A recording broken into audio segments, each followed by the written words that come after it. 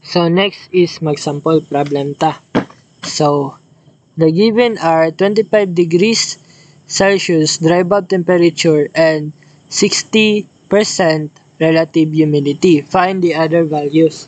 So nada tay 25 degrees nga dry bulb temperature. Dayon 60 degrees nga relative humidity.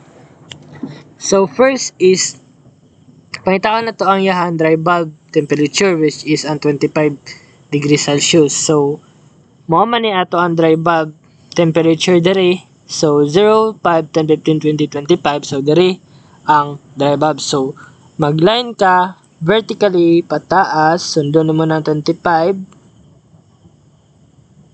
Then next is 60 degrees nga relative humidity. So subayan na to ng curve line nga 60 degrees kanang color green. Then kita na to ang ilahang intersection. So dili sila nag-intersect dira nga line. So gikan dira sa intersection, makit-an na nato ang iyahang humidity ratio. So gikan sa intersection, mag-line ka padulong sa kilid. So mao ni iyahang humidity ratio. So wala siya kabot og 0.012. So naara ni siya sa 0.0119. So 0.0119. So mao na ato ang humidity ratio. Then next is pag makuha na nimo na ang iyahang humidity ratio, kaya na pa nimo makuha ang iyahang dew point temperature. So ang dew point temperature is intersection sa humidity ratio nimo og sa 100% nga relative humidity. So gikan sa 100%, padulong, so bayon nimo na padulong sa imuhang humidity ratio which is dire sila nag-intersect kani nga line. So mag-line ka vertically dire padulong sa ubos. So dira. So dire mao na ang imuhang dew point temperature. So 15, 16, 17. So naani siya sa mga 16.1 degrees Celsius. So mao ni ang dew point temperature. Intersection sa humidity ratio ug relative humidity. Next is ang wet bulb temperature. So ang wet bulb temperature is air temperature recorded at 100% relative humidity. So mao ni ang intersection. Makuha nimo ang wet bulb temperature sa 100% nga relative humidity. So gikan diri sa intersection, subayan nimo ang enthalpy line nimo which is kani nga line. Then mag-line ka dira base sa imong red line. So nakahigda man na siya, so higda pod ang line ana. Then sa 100% nga relative humidity, so subayan nimo na relative humidity 100%. So diri sila nag-abot. So mag-line ka na diri padulong sa ubos. So ang imuhang wet bulb temperature is 16, 17, 18, 19 kapin. So naani siya sa mga 19.1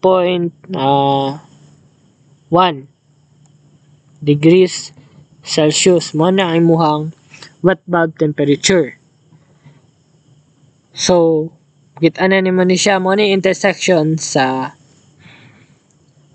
100% nga relative humidity og enthalpy line nga gikan sa intersection, di ba diri no?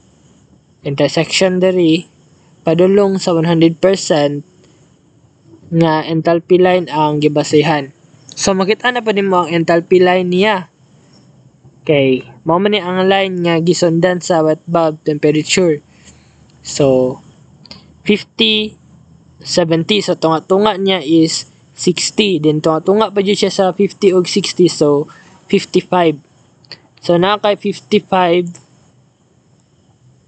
nga enthalpy.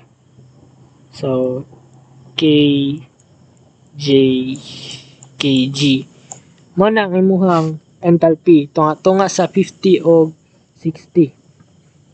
So next is ang specific volume.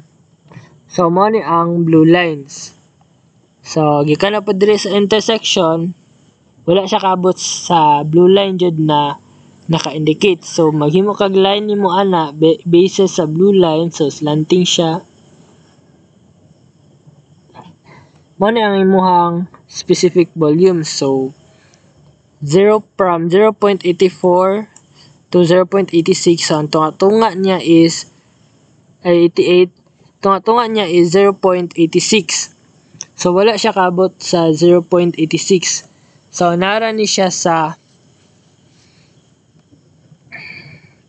0.85.8. So 0.85, ay wala na dahil siya point, diretso na dahil siya 8. Kaya naka-point naman ka dali. Mo na ay muhang specific volume.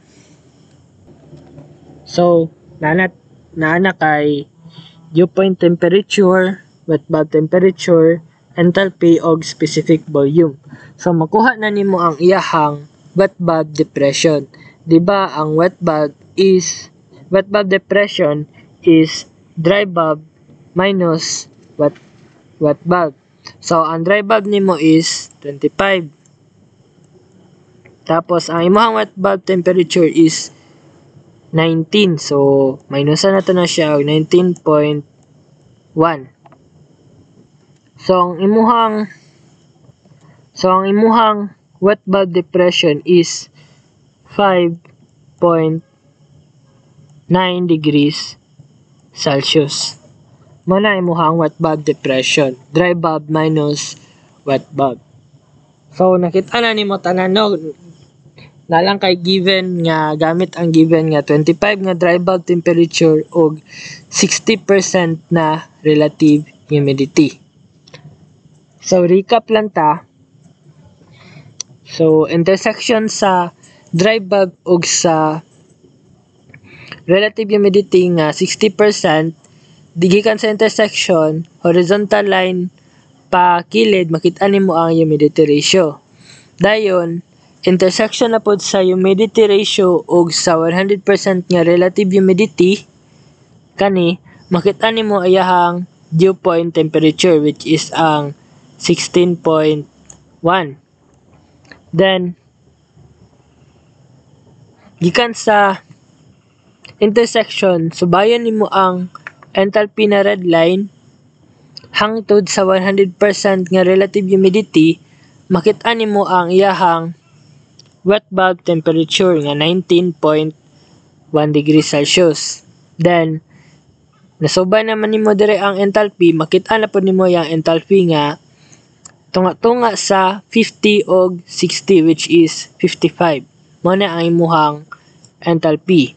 Then next is ang specific volume. So intersection, so kilid siya sa blue line, so magline ka dira base sa blue nga line, sa nakay specific volume nga 0.85 nya, wala man siya kabot sa 6 man ni dali no. So 858. So mo ni ay muhang specific volume. Next, para sa depression is dry bulb minus wet bulb lang. So 5.25 minus 19.1 is equals to 5.9 degrees Celsius. Mo na ang imuhang wet bulb depression. And that's all. Thank you.